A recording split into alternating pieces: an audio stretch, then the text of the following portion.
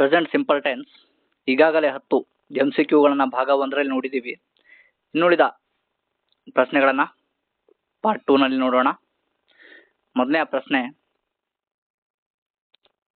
ನೋಡ್ತೀವಿ. Birds dash in the sky ಅಂತ ಹೇಳಿ ನೋಡ್ತೀವಿ. ಈಸಿಯಾಗಿ ಐಡೆಂಟಿಫೈನ ಮಾಡ್ಬೋದು. ಬರ್ಡ್ಸ್ ಅಂತಕ್ಕಂಥದ್ದು ನೋಡ್ತೀವಿ, ಇದು ಪ್ಲೂರಲ್ ಫಾರ್ಮ್ನಲ್ಲಿ ಇರ್ತಕ್ಕಂಥದ್ದು, ಬಹುವಚನದಲ್ಲಿ ಇರ್ತಕ್ಕಂಥದ್ದು ನೋಡ್ತೀವಿ. ಹಾಗಾಗಿ ಆಲ್ರೆಡಿ ನಮ್ಗೆ ಗೊತ್ತು, ಈಗಾಗಲೇ ನಾವು ಕಲ್ತಿದ್ದೀವಿ. ಪ್ಲೂರಲ್ ಫಾರ್ಮಲ್ಲಿ ಇದ್ದಾಗ ಏನನ್ನ ಹುಡುಕ್ಬೇಕು, ನಾವು ಬೇಸ್ ವರ್ಬ್ನ ಹುಡುಕ್ಬೇಕು.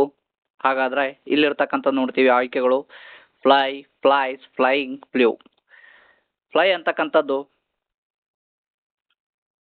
ಈ ಒಂದು ಬೇಸ್ ವರ್ಬ್ ಆಗಿರ್ತಕ್ಕಂಥದ್ದು ನೋಡ್ತೀವಿ. ಹಾಗಾಗಿ ಇದಕ್ಕೆ ಸರಿಯಾದ ಉತ್ತರ ಆಪ್ಷನ್ ನಂಬರ್ ಎ ಇದಕ್ಕೆ ಸರಿಯಾದ ಉತ್ತರ. Next, choose the correct sentence. ಈ ಒಂದು ವಾಕ್ಯದಲ್ಲಿ ನಾವು ಸಿಂಪಲ್ ಪ್ರೆಸೆಂಟ್ ನಲ್ಲಿ ಇರ್ತಕ್ಕಂಥ ವಾಕ್ಯವನ್ನು ಐಡೆಂಟಿಫೈನ ಮಾಡಬೇಕು. ಮೊದಲನೇ ಆಯ್ಕೆ ನೋಡ್ತೀವಿ, ಹಿ ಡೂ ಹಿಸ್ ಹೋಮ್ವರ್ಕ್ ಅಂತ ಹೇಳಿ ನೋಡ್ತೀವಿ. He does his homework, he doing his homework, he did his homework ಅಂತ ಹೇಳಿ ನೋಡ್ತೀವಿ. ಹಾಗಾದ್ರೆ ಪ್ರೆಸೆಂಟ್ ಸಿಂಪಲ್ ನಲ್ಲಿ ಬಹಳಷ್ಟು ಇಂಪಾರ್ಟೆಂಟ್ ಆಗಿರ್ತಕ್ಕಂಥದ್ದು. ಪ್ರೆಸೆಂಟ್ ಸಿಂಪಲ್ ನಲ್ಲಿ ಇದ್ದಾಗ ನಾವು ಈಸಿಯಾಗಿ ಹೇಗೆ ಐಡೆಂಟಿಫೈ ಮಾಡ್ಬೋದು ಅಂದ್ರೆ, ಈಗಾಗಲೇ ನಮ್ಗೆ ಗೊತ್ತು, ಈಗಾಗಲೇ ನಾವು ಕಲ್ತಿದ್ದೀವಿ. ಹಿ ಶಿ ಇಟ್ ಬಂದಾಗ ವರ್ಬ್ನ ಕೊನೆಯಲ್ಲಿ ES ಅಥವಾ ಎಸ್ ಇರ್ತಕ್ಕಂಥದ್ದು ಗಮನಿಸಬೇಕು. ಈ ಒಂದು ಗಮನಿಸಿದಾಗ ನಾವು ಈಸಿಯಾಗಿ ಆ ಒಂದು ಸೆಂಟೆನ್ಸ್ ನಾವು ಐಡೆಂಟಿಫೈನ ಮಾಡ್ಬೋದು.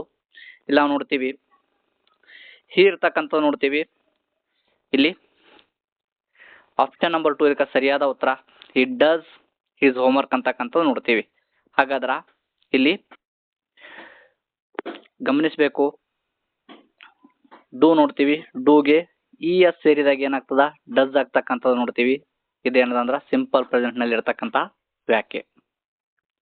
ನೆಕ್ಸ್ಟ್,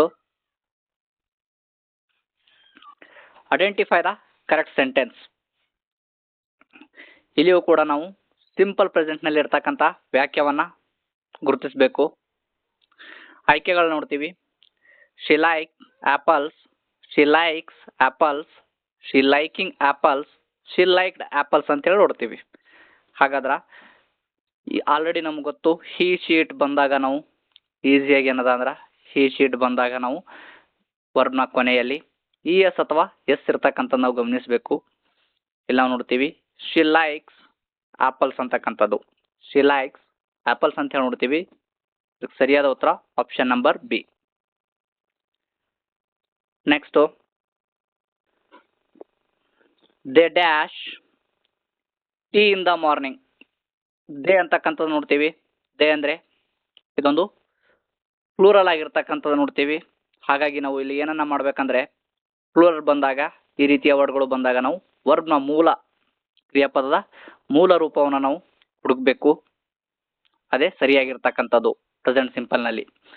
ಹಾಗಾದ್ರೆ ಇದಕ್ಕೆ ಸರಿಯಾದ ಉತ್ತರ ಆಗ್ತಕ್ಕಂಥದ್ದು ಯಾವುದು ಅಂತ ಹೇಳಿ ನೋಡೋಣ. ಆಯ್ಕೆಗಳು ನೋಡ್ತೀವಿ, ಡ್ರಿಂಕ್, ಡ್ರಿಂಕ್ಸ್, ಡ್ರಿಂಕಿಂಗ್, ಡ್ರ್ಯಾಂಕ್ ಅಂತ ಹೇಳಿ ನೋಡ್ತೀವಿ.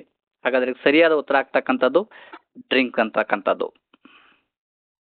ಬೇಸ್ ವರ್ಬ್ ಯಾವುದು ಅಂದ್ರೆ ಇಲ್ಲಿ ಡ್ರಿಂಕ್ ಆಗ್ತಕ್ಕಂಥದ್ದು ನೋಡ್ತೀವಿ. ಹಾಗಾಗಿ ಆಪ್ಷನ್ ಇಂದ ಇದಕ್ಕೆ ಸರಿಯಾದ ಉತ್ತರ.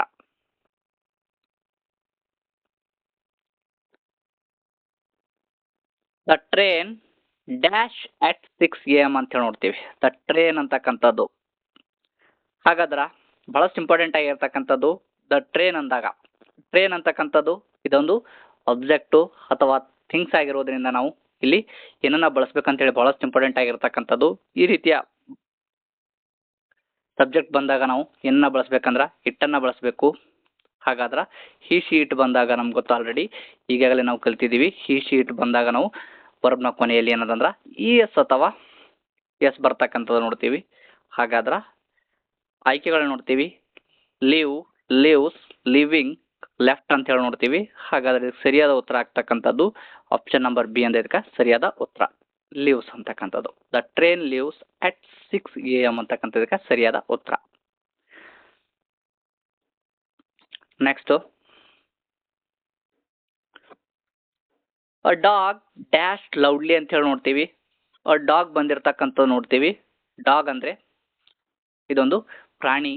ಹಾಗಾದ್ರೆ ಪ್ರಾಣಿಗಳಿಗೂ ಬಳಸ್ತಕ್ಕಂಥ ನಿಯಮ ಗೊತ್ತಿರಬೇಕು. ಬಹಳಷ್ಟು ಇಂಪಾರ್ಟೆಂಟ್ ಆಗಿರ್ತಕ್ಕಂಥದ್ದು ಪ್ರಾಣಿಗಳ ಲಿಂಗ ಮೇಲ್ ಅಥವಾ ಫೀಮೇಲ್ ಅಂತೇಳಿ ಗೊತ್ತಿಲ್ಲದ್ರಿ ಏನನ್ನ ಬಳಸ್ಬೇಕಂದ್ರೆ ನಾವು ಇಟ್ಟನ್ನ ಬಳಕೆಯನ್ನ ಮಾಡಬೇಕು.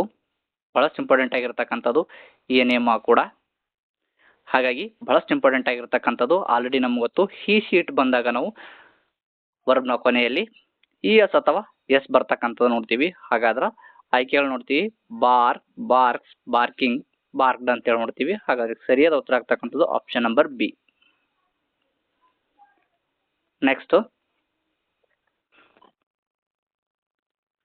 ಚೂಸ್ ದ ಕರೆಕ್ಟ್ ಸೆಂಟೆನ್ಸ್ ಅಂತ ಹೇಳಿ ನೋಡ್ತೀವಿ. ಇಲ್ಲಿ ನಾವು ಪ್ರೆಸೆಂಟ್ ಸಿಂಪಲ್ ನಲ್ಲಿ ಇರ್ತಕ್ಕಂಥ ವಾಕ್ಯವನ್ನು ಐಡೆಂಟಿಫೈನ ಮಾಡಬೇಕು. ಆಯ್ಕೆಗಳನ್ನ ನೋಡ್ತೀವಿ.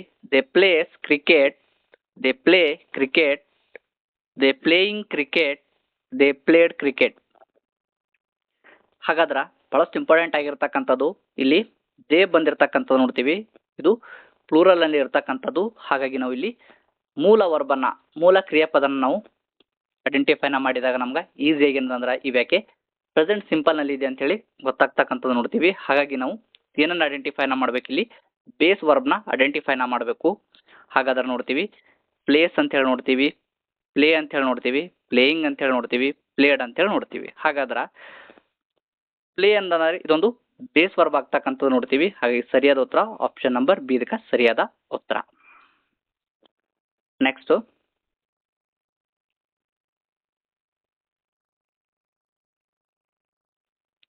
ಮೈ ಮದರ್ ಡ್ಯಾಶ್ ಫುಡ್ ಅಂತ ಹೇಳಿ ನೋಡ್ತೀವಿ.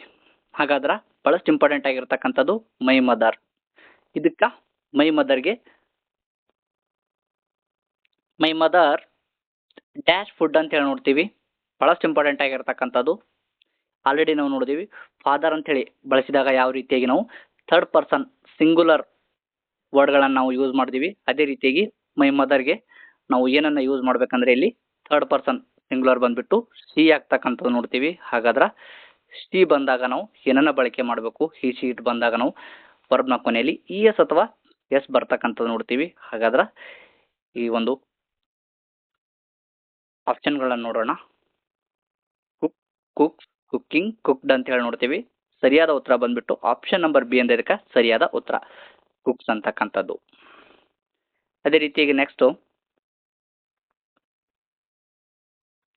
Choose the correct option. We dash English every day ಅಂತ ಹೇಳಿ ನೋಡ್ತೀವಿ. ಚೂಸ್ ದ ಕರೆಕ್ಟ್ ಆಪ್ಷನ್ ಅಂತ ಹೇಳಿ ನೋಡ್ತೀವಿ. ಇಲ್ಲಿ ಸರಿಯಾದ ಆಯ್ಕೆಯನ್ನು ನಾವು ಮಾಡಬೇಕು. We dash English every day. ಇಲ್ಲಿ ವಿನ ಬಂದಿರತಕ್ಕಂಥದ್ದು ನೋಡ್ತೀವಿ. ಹಾಗಾದ್ರೆ ವಿ ಬಂದಾಗ ನಾವು ಇದು ವಿ ಅಂದರೆ ನಾವು ಅಂತಕ್ಕಂಥದ್ದು, ಇದೊಂದು ರೂರಲ್ ಫಾರ್ಮ್ ಇರ್ತಕ್ಕಂಥದ್ದು.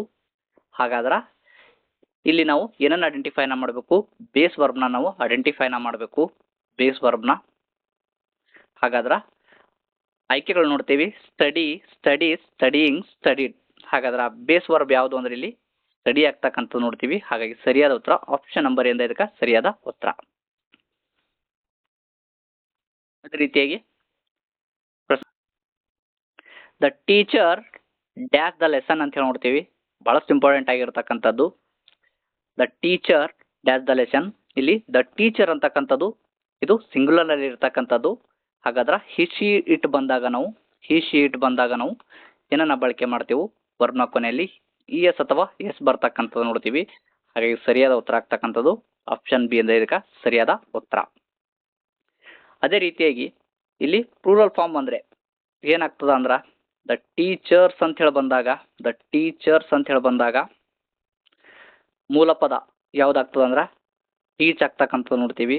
ಹಾಗಾಗಿ ಟೀಚರ್ಸ್ ಅಂತ ಹೇಳಿ ಕೊಟ್ಟಾಗ ಇದು ಪ್ಲೂರಲ್ ಆಗ್ತಕ್ಕಂಥದ್ದು ನೋಡ್ತೀವಿ. ಅವಾಗ ನಾವೇನಂದ್ರ ಟೀಚ್ನ ಆಯ್ಕೆ ಮಾಡ್ಬೋದು. ಹಾಗಾದ್ರೆ ಇಲ್ಲಿ ಸಿಂಗುಲರ್ ಅಲ್ಲಿ ಇರ್ತಕ್ಕಂಥದ್ದು ನೋಡ್ತೀವಿ. ಹಾಗಾಗಿ ಇಲ್ಲಿ ಟೀಚರ್ಸ್ ಆಗ್ತಕ್ಕಂಥದ್ದು, ಇಲ್ಲಿ ಟೀಚರ್ಸ್ ಅಂದಾಗ ಟೀಚ್ ಮತ್ತು ಇ ಎಸ್ ಸೇರ್ತಕ್ಕಂಥದ್ದು ನೋಡ್ತೀವಿ. ಯಾಕೆ ಕೊನೆಯಲ್ಲಿ ಟೀಚರ್ಸ್ ಆಗ್ತಕ್ಕ ನೋಡ್ತೀವಿ. ಹಾಗಾಗಿ ಸರಿಯಾದ ಉತ್ತರ ಟೀಚರ್ಸ್ ಅಂತಕ್ಕಂಥದ್ದು. The teacher teach the lesson ಅಂತಕ್ಕಂಥದಕ್ಕೆ ಸರಿಯಾದ ಉತ್ತರ.